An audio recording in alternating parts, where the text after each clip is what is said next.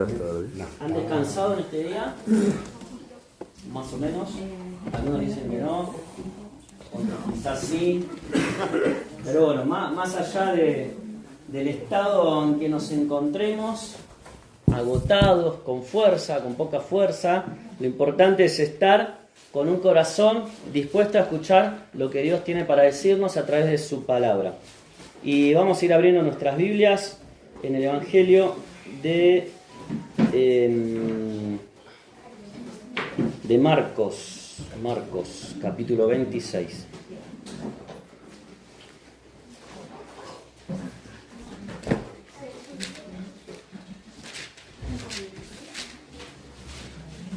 No, perdón, Mateo, me equivoqué de evangelista. Ahora sí. Le estaba agregando capítulos a otro evangelio. Muy bien. Hoy tenemos el último tema de la serie de Creyentes a Discípulos, que se titula El secreto de Pedro. ¿Sí? Así que en este último capítulo, a través de la palabra, vamos a ver cómo se nos revela el secreto de una vida cristiana victoriosa, y lo vamos a ver a través del ejemplo de la vida del apóstol Pedro.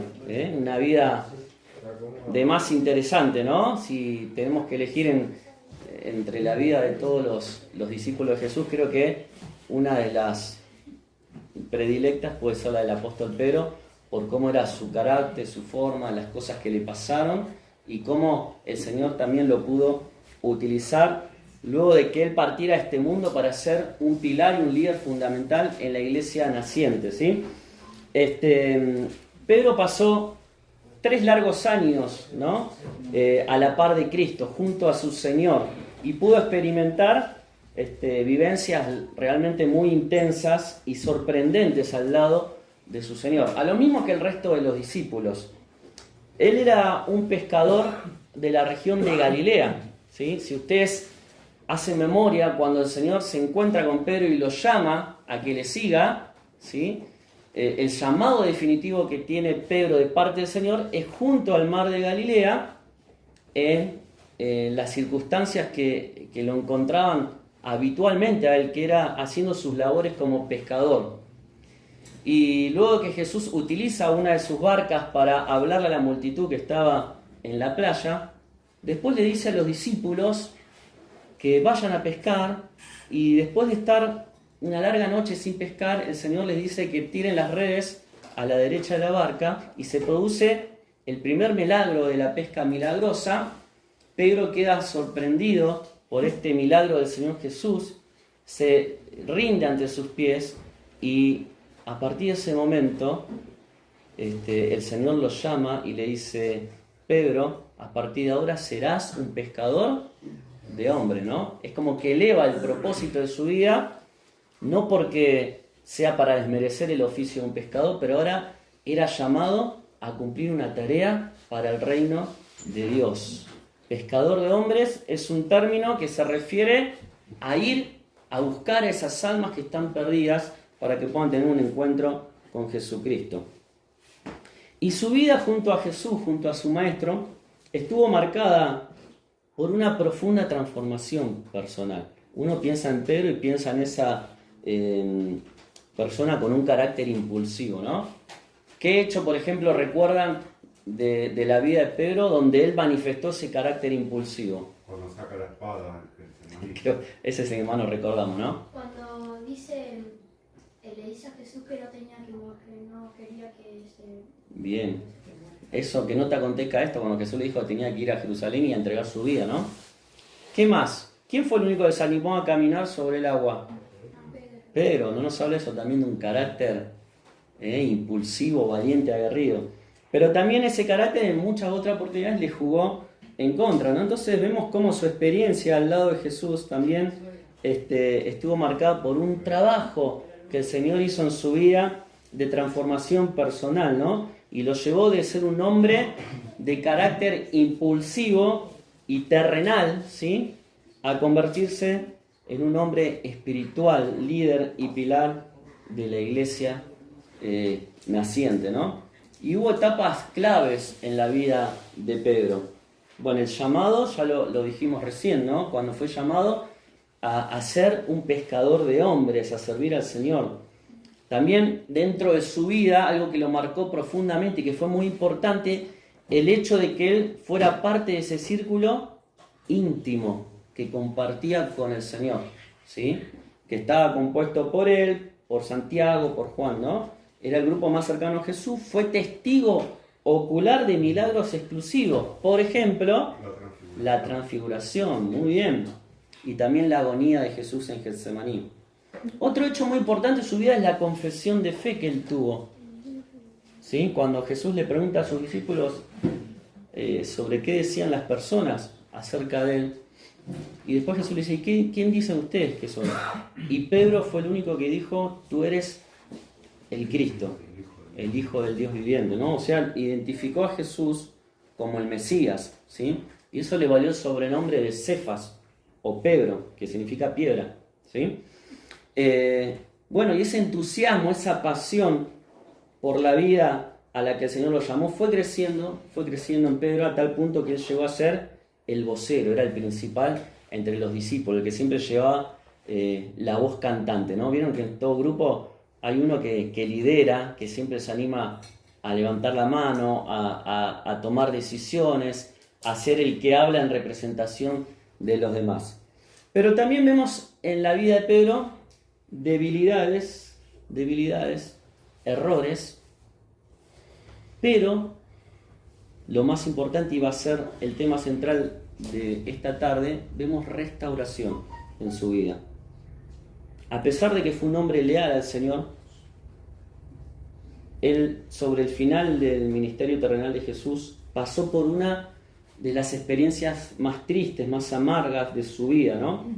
Y experimentó lo que muchos de nosotros también solemos experimentar o hemos experimentado. ¿Y qué es eso? Una contradicción, ¿no?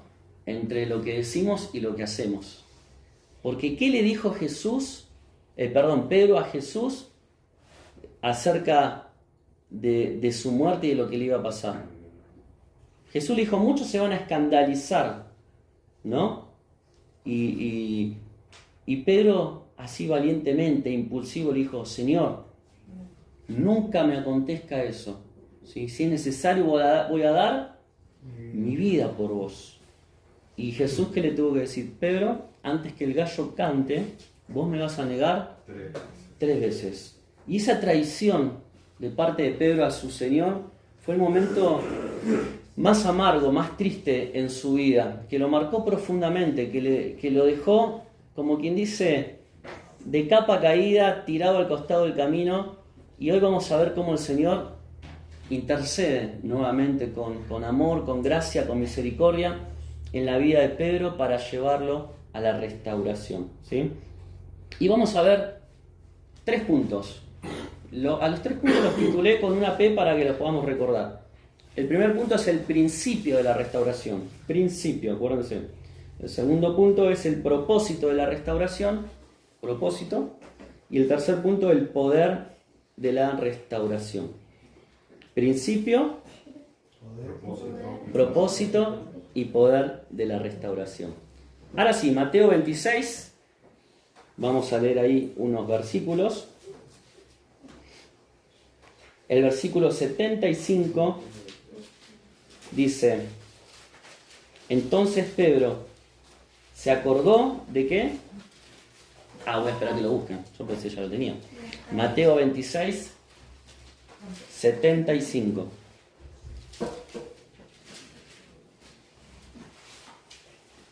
Vamos a leer desde el 69, así, si bien lo conocen, entramos en contexto. Dice Pedro, versículo 69, estaba sentado fuera en el patio y se le acercó una criada diciendo, tú también estabas con Jesús el Galileo. Mas él negó delante de todos diciendo, no sé lo que dices. Saliendo él a la puerta le vio otra y dijo a los que estaban allí, también estaba con Jesús el Nazareno. Pero él, o sea Pedro, le negó otra vez con juramento, no conozco al hombre. Un poco después, acercándose los que por allí estaban, dijeron a Pedro, verdaderamente tú eres de ellos, porque aún tu manera de hablar te descubre. Entonces él comenzó a maldecir y a jurar. ¿Viste como los nenes cuando dicen, te juro que yo no hice eso? ¿Vieron eso? Bueno, pero no solamente eso, lo aseveraba con firmeza, jurando, sino decía que empezó a maldecir y a decir, no conozco al hombre. Y enseguida, ¿qué pasó? Lo que Jesús le había predicho. Cantó el gallo. Y ahora sí llegamos al versículo 75 que dice, entonces Pedro se acordó de las palabras de Jesús que le había dicho, antes que cante el gallo, me negarás 3 veces. Y saliendo fuera, ¿qué le pasó a Pedro?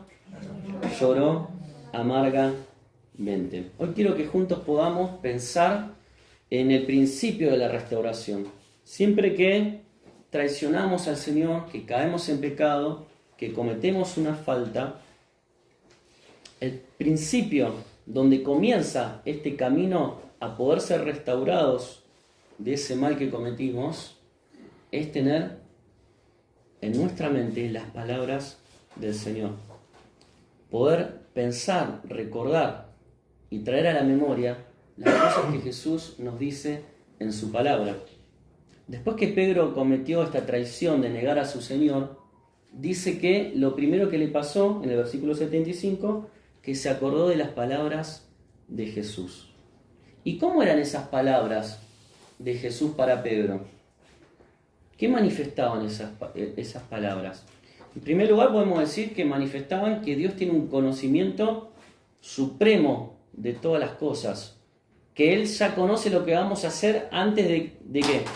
De que lo hagamos, porque Él conoce las intenciones de nuestro corazón. Y esas intenciones son las que después se manifiestan en acciones, en hechos.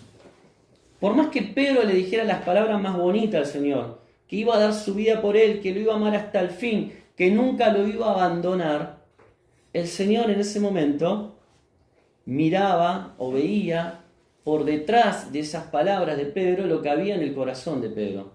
Y Jesús le dijo, Pedro, vos me vas a traicionar, me vas a negar. ¿Sí?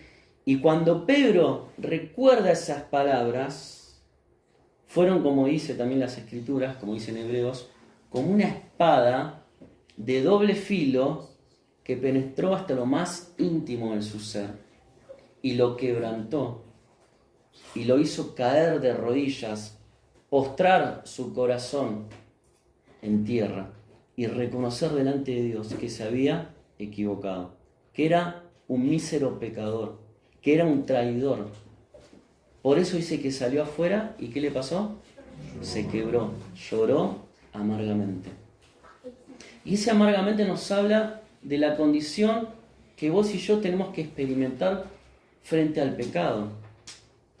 ¿Sí? No puede ser que pequemos y que nos resbale eso y que nada nos pase y que sigamos nuestra vida como si nada y no sintamos dolor profundo, amargura por lo que le hemos hecho a nuestro Señor. Por eso el principio para la restauración es escuchar las palabras del Señor. Lo que nos pasa muchas veces es que no nos acercamos a su palabra. ¿Por qué? Porque no queremos que ella nos descubra lo que hay oculto en nosotros, lo que está mal, lo que huele a hedor, a podredumbre. Porque nos pasa esto, que cuando nos acercamos a la palabra es imposible no sentirnos confrontados por ella. Y esto le pasó a Pedro.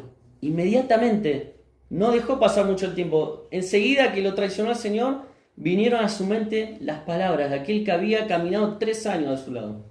Había visto cosas maravillosas de Jesús.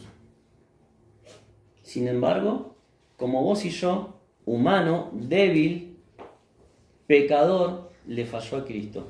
Y el problema no es tanto el pecado en sí, sino el negarlo al pecado y el no afrontar una restauración, sabiendo que Cristo siempre va a estar dispuesto a recibirnos nuevamente.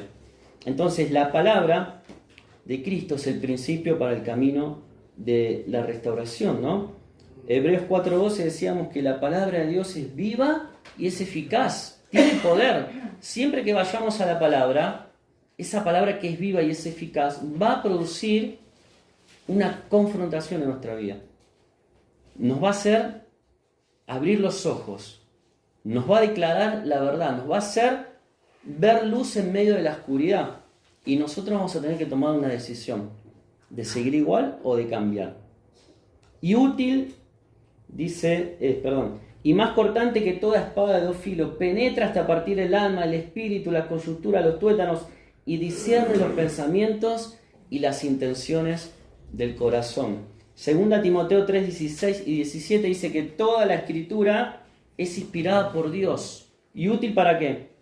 Para enseñar, para redarguir, es decir, convencernos, hacernos dar cuenta de nuestro pecado, corregir, instruir en justicia. Eso es lo que hace la palabra de Dios en nuestra vida. Santiago 1:23 dice, si alguno es oidor de la palabra, pero no hacedor de ella, es decir, no obedece lo que dice la palabra, este es semejante a un hombre que mira su rostro en un espejo, pues se mira a sí mismo y se va y luego olvida cómo era. ¿Qué nos quiere enseñar todos estos pasajes? Ilustran una gran verdad. O sea, cómo la palabra de Dios confronta nuestra realidad y nos obliga a tomar una decisión. Cambiar o ignorar eso que nos está revelando. Por eso dice que la palabra es como un espejo. Yo me miro, ¿no? Veo lo que hay en mí. ¿Y qué voy a hacer con eso? Pedro empezó su camino a la restauración cuando recordó las palabras del Señor que le decía a Pedro, cuando el gallo cante, vos ya me habrás negado 3 veces. Pero hay otro evangelista, Lucas, que cuando relata este mismo episodio, no solamente habla de la palabra que recordó Pedro, sino que agrega algo muy interesante. En Lucas 22:61, vamos a buscarlo, Lucas capítulo 2, versículo 61, ahí nos relata que Jesús miró a los ojos a Pedro en ese mismo instante. ¿Sí? Entonces dice, Pedro, Lucas 22:61, alguien que lo lea, por favor.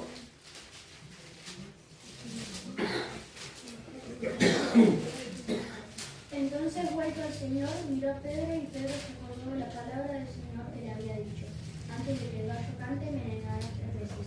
Y Pedro, saliendo fuera, lloró amargamente. Bien, se dan cuenta que es el mismo suceso, el mismo episodio. Pero acá Lucas agrega algo muy interesante. Antes que dice, y Pedro se acordó de las palabras del Señor, dice que Jesús, vuelto a Pedro, lo miró. Qué interesante, ¿no? Entonces, el principio de la restauración es primero ir a la palabra del Señor, pero también recibir esa mirada del Señor que escudriña nuestro corazón, ¿sí? Y que nos hace realmente reflexionar sobre nuestro andar. Dice que saliendo fuera, evidentemente ya Jesús lo habían castigado, maltratado, y ahora lo estaban llevando al patio de la casa de Caifás, por eso que puede cruzar esa mirada con Pedro. Y esa palabra lo miró en el idioma original, es emblepó, y habla de observar fijamente, discernir claramente. Imagínense lo que habrá sido para Pedro, sumado a esa angustia, esa vergüenza, esa agonía que sentía por haber traicionado al Señor, no solamente recordar sus palabras, sino ver que el mismo Señor, que había sido castigado por sus culpas, y por las tuyas y por las mías, lo miró fijamente. Yo creo que se le habrá movido toda la estantería a Pedro, ¿no? Y después dice que de eso salió y lloró amargamente. Así que hay 2 cosas que nos llevan a una restauración con Cristo: su palabra y su mirada. Y con respecto a su mirada, ¿cómo es la mirada de Jesús? Hay varios versículos que mencionan esto, que Jesús miró y sucedieron cosas. Podemos pensar en esa mirada escrutadora a los fariseos. Por ejemplo, Marcos 3:5 dice que mirándolos a todos con enojo, a los fariseos, estaba entristecido por la dureza de sus corazones. Y le dijo al hombre, extiende tu mano, extendió la mano y le fue restaurada sana. ¿Esto de qué nos habla? De que con su mirada Jesús confronta la hipocresía y la dureza religiosa.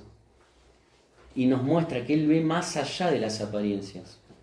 ¿Sí? Por eso cuando mira enojado a los fariseos, los confronta y les hace ver, ¿sí?, que Él va más allá de las apariencias que ellos guardaban y los confronta diciéndole: ustedes son pura hipocresía. ¿Y cuántas veces la mirada del Señor es de la misma manera para nosotros, ¿no? Nos hace ver que a veces estamos mostrando una apariencia, una fachada de venir a las reuniones, de cantar, hasta de servir, y quizás nuestro corazón está lejos de Él. Por eso es importante confrontarnos con esta mirada del Señor. Pero también hay una mirada que atraviesa el alma y que realmente el Señor ve cuáles son las prioridades de nuestra vida. ¿Se acuerdan del joven rico? Dice Mateo 20:21, entonces Jesús, mirándolo, lo amó y le dijo: una cosa te falta, anda, vende todo lo que tienes y dalo a los pobres, y tendrás tesoro en el cielo, y ven y sígueme tomando tu cruz. ¿Qué nos muestra esta mirada hacia el joven rico? Una mirada que dice que lo amó. Bueno, un examen de conciencia, ¿no? Estaba apuntando al ídolo del corazón del joven rico. ¿Cuál era el ídolo de él? Sus riquezas. ¿Sí? Por eso Jesús le dijo: anda, ve y vende todo lo que tienes y dale a los pobres. Su mirada ve las intenciones del corazón. Y también tenemos un episodio con la mujer adúltera. ¿Se acuerdan cuando la querían apedrear y la estaban acusando? ¿El Señor dónde tenía primero la mirada? En el piso, ¿no? Escuchaba. Y en Juan 8:10 dice: enderezándose Jesús y no viendo a nadie sino a la mujer, le dijo: mujer, ¿dónde están los que te acusaban? ¿Ninguno te condenó? Ella dijo: ninguno, Señor. Entonces Jesús le dijo: ni yo te condeno. Vete y no peques más. Después de mirar el suelo, ahí confrontó la conciencia de todos esos acusadores. Su mirada se dirigió ¿a quién únicamente? A esta mujer. ¿Sí? A esta mujer.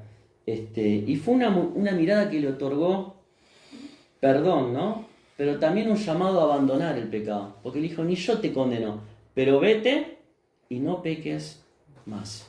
Así que el principio para un proceso de restauración en nuestra vida es su palabra y su mirada. Lo que la palabra, que es viva y eficaz, puede hacer en nuestras vidas, y lo que su mirada, que es profunda, que escrutina, que conoce las intenciones de nuestro corazón, que juzga nuestra hipocresía, pero que también perdona y nos dice: no peques más, puede hacer en nosotros.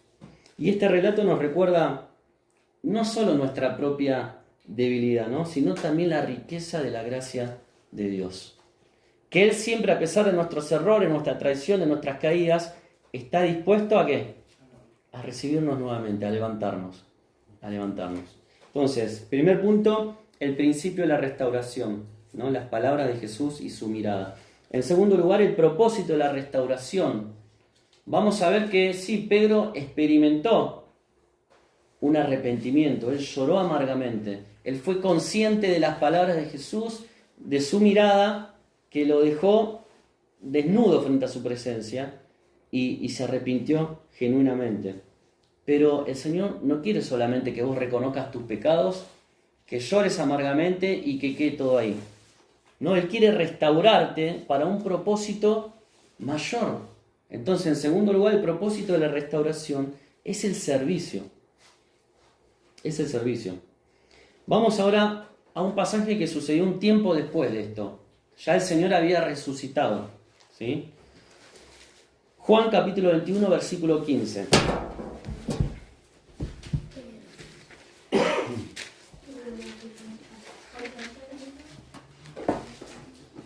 Juan capítulo 21.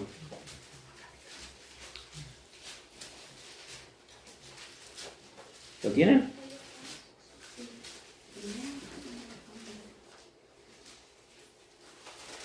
Acá el Señor resucitado vuelve a encontrarse con Pedro junto al mar de Tiberias, ¿sí? Después pueden leer toda la historia desde el versículo 1 del capítulo 21. ¿Y en qué condición lo encuentra a Pedro? A ese Pedro que ya se había arrepentido, que había llorado amargamente cuando recordó las palabras de Jesús, que fue atravesado por la mirada tierna del Señor, que lo llevó al arrepentimiento. ¿En qué situación se encontraba? Dice el versículo 3 y el versículo 2, que estaban ahí un grupo, ¿no?, de discípulos: Simón, Pedro, Natanael, los hijos de Zebedeo y otros 2 de sus discípulos. Y Simón Pedro, ¿qué les dice? Voy a pescar.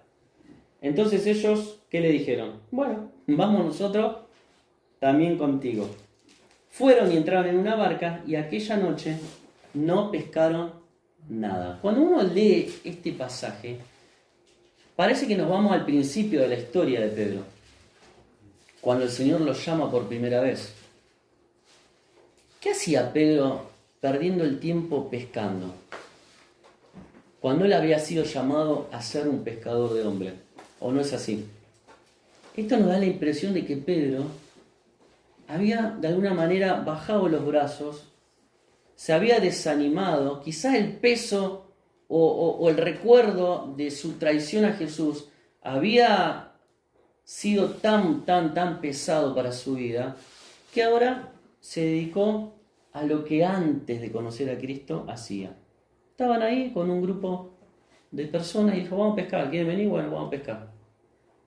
Y se encuentra en la misma situación que años atrás, pasando toda una noche adentro del mar, sin pescar nada, en esa misma condición en la que el Señor lo encontró por primera vez, perdiendo el tiempo.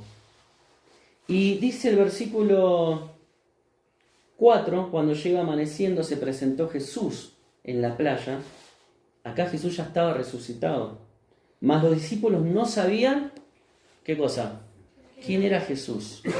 Y esto no te hace pensar de que habían perdido ese feeling, ese contacto con el Señor, con el que habían pasado tantos momentos de intimidad. Ahora estaban como antes. Quizás pensarían que Jesús nunca más lo volverían a ver. Estuvieron toda la noche, nada habían pescado, estaban cansados, estaban desanimados, y no son capaces de ver con sus ojos del corazón que la persona que estaba allá en la costa, en la playa, era Jesús, su maestro, el mismo Señor que había pasado tanto tiempo con ellos. Y esto nos habla de que estaban lejos de Jesús. Ahora vemos que Jesús nuevamente los llama con amor, con ternura, ¿sí? Les prepara un desayuno en la playa. Y vuelve a pasar lo mismo que había pasado al principio de la historia de Pedro con Jesús. Después de no haber pescado, Jesús le dice: tiren la red a la derecha. Y otra vez se produce el milagro. La empiezan a sacar, la red no se rompe, estaba llena de peces. Entonces ahí se dan cuenta que el que estaba en la playa, ¿quién era? Jesús. ¿Sí? Y Pedro dice que saltó de la barca y se fue nadando esos 90 metros de distancia que había entre la barca y la playa, a postrarse a los pies de Jesús. Y acá vemos otra etapa en la restauración de la vida de Pedro, que es el llamado del Señor que le hace a un propósito mayor en su vida. ¿Qué haces, Pedro, pescando? ¿Qué haces viviendo como cualquiera del mundo, ocupado en los negocios de este mundo y no en los negocios de nuestro Padre? Entonces ahora sí vamos al versículo 15, porque después que comen, que Jesús charla con ellos, que todos estarían ahí como quietos sin saber qué decir, lo llama aparte a Pedro. Y dice: cuando hubieron comido, el versículo 15, Jesús dijo a Simón Pedro: Simón, hijo de Jonás, ¿me amas más que estos? Y le respondió, ¿qué le dijo? Sí, Señor, tú sabes que te amo. Él le dijo: apacienta mis corderos. Volvió a decirle la segunda vez: Simón, hijo de Jonás, ¿me amas? Sí, Señor, tú sabes que te amo, le dijo: pastorea mis ovejas. Por tercera vez: Simón, hijo de Jonás, ¿me amas? ¿Y qué le pasó a Pedro? Se entristeció de que le dijese la tercera vez: ¿me amas? ¿Por qué me lo pregunta 3 veces? Tú sabes todo, Señor, tú sabes que te amo. Entonces Jesús le dijo de vuelta: apacienta mis ovejas. ¿Lo estaba llamando a qué? Al servicio a Pedro. Y es interesante ver la palabra amor que aparece acá, porque cuando Jesús la pronuncia y le dice Pedro, o como dice acá, Simón, hijo de Jonás, ¿me amas? Esa palabra es la palabra ágape, que es la manifestación más grande del amor. Es un amor sacrificial como el que Jesús mostró cuando murió por nosotros en la cruz dando su vida. ¿Sí? Es un amor desinteresado. Pero cuando Pedro le responde, tú sabes que te amo, no usa la misma palabra. Usa la palabra fileo, que es un amor como reducido, ¿no? Es un amor que uno puede expresar por un amigo, por un familiar, por un hermano. Es decir, si lo parafraseáramos de alguna manera, Jesús le estaba diciendo, Pedro, vos me amás con este amor como el que yo los he amado, que estarías dispuesto a dar tu vida por mí. Y Pedro le responde tímidamente, y Señor, yo te quiero, te aprecio. Ese sería el sentido del pasaje. Y por eso el Señor se lo vuelve a preguntar por segunda vez y por tercera vez. Y Pedro se entristece. Ahora, ¿qué es lo que le hace a Pedro responder de esa manera? No era él el impulsivo, el que se la jugaba toda, el que le decía, sí, Señor, aunque todos se escandalicen y te abandonen, yo nunca lo haré, daré mi vida por ti. Ahora, ¿por qué no actúa de esa misma manera Pedro? ¿Por qué piensan ustedes? ¿Qué había experimentado él? ¿Tiene miedo a fallar otra vez? Muy bien, tiene miedo a fallarle otra vez a Jesús. Tiene miedo. Tiene temor a decir, no, yo ahora no me la puedo jugar porque yo ya demostré que soy un traidor, que le fallé a Cristo. Sin embargo, Jesús está otra vez ahí para llamarlo, para restaurarlo, para levantarlo y para decirle, Pedro, seguime, servime, apacienta mis ovejas. Y le dice el versículo 19, que dicho esto añadió, sígueme. Siempre que Jesús se encuentra con una persona y la confronta después que cambia su realidad, le dice, sígueme. Nosotros somos llamados a tener una relación con Jesús, pero para que nuestra vida tenga un propósito supremo, que es servir al Señor y seguirle a Él. No basta con solo reconocernos pecadores, llorar amargamente y decir, Señor, te he fallado. Bueno, ahora que reconozco eso, Cristo quiere que le sigamos, que le sirvamos, que apacentemos sus ovejas, que estemos en su obra, sirviéndole. Y ustedes dirán, y bueno, pero yo la verdad que a veces me cuesta comprometerme con lo que me pide el líder, el pastor de la iglesia, o lo que el Señor me está hablando, que tengo que hacer, que tengo que servir, que tengo que hablarle a otro, porque vos viste lo que es mi vida, soy una persona débil, que siempre tiendo a fallar, que siempre empiezo algo y después me mando una macana. Quizás nos puede pasar esto, que es lo mismo que le estaba pasando a Pedro, que es lo mismo que le estaba pasando. Sin embargo, Jesús le dice, seguime. No importa lo que hayas hecho, no importa que sos débil, porque en esa debilidad va a estar mi gracia para que vos te fortalezcas. Y es así en cada una de nuestras vidas. Si hoy te encontrás pecador delante de Cristo, es importante que escuches su voz, que cruces tu mirada con Jesús, que llores amargamente y que te arrepientas de tu pecado. Ese es el principio para la restauración y para una relación con Cristo. Pero después Cristo también quiere llamarte a que puedas seguirle, a que puedas servirle y a que puedas tener un propósito supremo en tu vida. Sí, Pedro había fracasado, pero Jesús volvió a llamarlo. ¿Sí? ¿Y qué nos enseña esto de la naturaleza del Señor? Él conoce nuestro corazón y ve si hay sinceridad, ¿no? Y Él va a obrar una restauración en cada uno de nosotros para darnos una nueva oportunidad. Y para terminar, el tercer punto es el poder de la restauración. Pedro realmente después de este encuentro, su vida no volvió a ser la misma. No volvió a pasarse noches pescando a ver si sacaba con la caña o con la red algún pescadito. Se dio entero al Señor. Y cuando uno lee el libro de Hechos, realmente puede ver los recursos espirituales con los que Dios lo dotó. A pesar de sus temores iniciales, a pesar de dudar si jugársela por lo que el Señor le estaba pidiendo, él realmente avanzó, fue restaurado. Y vemos en tercer lugar lo que Dios obró con poder en su vida. ¿Sí? No hay duda que Pedro no tenía lo que se necesitaba para la tarea que el Señor le estaba encomendando. Y nosotros tampoco lo tenemos. No es por nuestra fuerza, no es por nuestras capacidades. Es por los recursos espirituales y el poder de Dios obrando en nuestras vidas. Y cuando vamos al libro de Hechos, es hermoso ver ahora a Pedro totalmente transformado y viendo cómo a través del Espíritu Santo Dios obraba en su vida. Y vemos, por ejemplo, en el capítulo 2, versículo 14, lo voy a mencionar más, si quieren tomen nota y después lo leen, cómo el Espíritu Santo le dio sabiduría a Pedro, ¿sí? Para instruir a sus compatriotas, y cuando da todo ese discurso, ¿se acuerdan? Y hablaba como quien tenía autoridad. Impresionante lo que el Espíritu Santo hizo a través de su vida, y ese día se convirtieron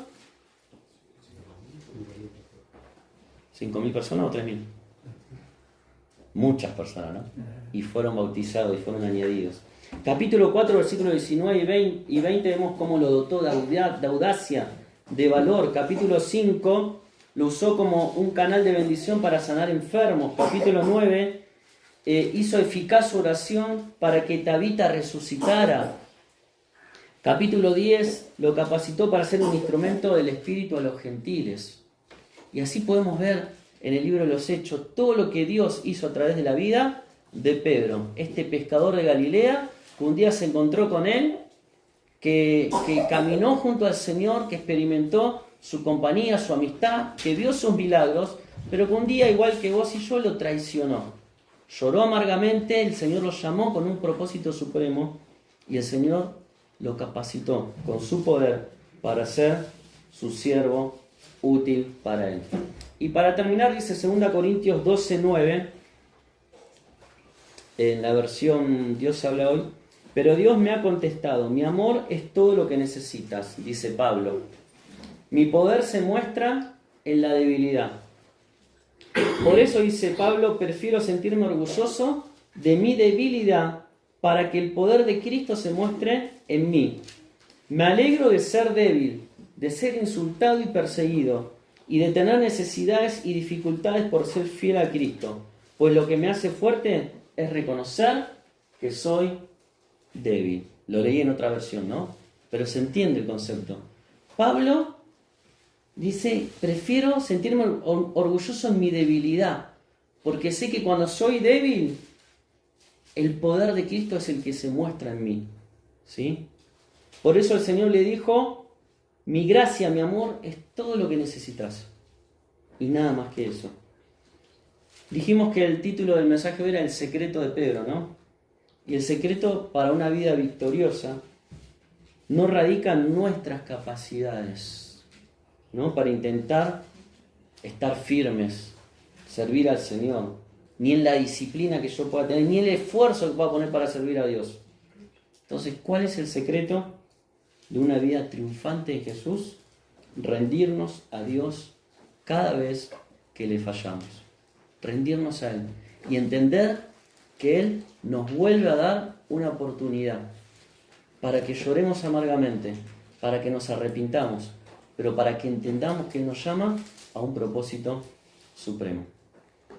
Vamos a terminar este tiempo hablando al Señor y vamos a recordar su sacrificio en la cruz por nosotros y todo lo que Él dio para que nosotros seamos restaurados a tener una relación íntima con Él. Padre, hoy queremos darte gracias por tu palabra, por el ejemplo de la vida de Pedro, porque vemos en él, Señor, un hombre común y corriente que a pesar de ser leal a ti por mucho tiempo, también, Señor, supo tener y mostrar sus debilidades, traicionarte, Señor, pecar, como cada uno de nosotros también lo hemos hecho. Pero hoy, Señor, hemos visto que eres un Dios de segundas oportunidades, que eres un Dios que muestra su amor, su gracia, a pesar de nuestra debilidad. Gracias, Señor, porque nos llamas a una relación, gracias porque quieres restaurar nuestras vidas, Señor, a través de tu palabra, a través de tu mirada tierna, Señor. Y gracias, Señor, porque también nos llamás a cada uno de nosotros a poder vivir con un propósito supremo, que es seguirte, que es servirte, Señor, que es obedecer a tu llamado. Sabemos que no podemos cumplir ese llamado con nuestras propias fuerzas, sino con el poder que tú nos das a través de tu Espíritu en nosotros. Que podamos, Señor, estar en esta verdad cada uno de nosotros y que ahora al participar de estos símbolos podamos recordarte tu amor inmenso, tu sacrificio, tu entrega por cada uno de nosotros. En el nombre del Señor Jesús. Amén.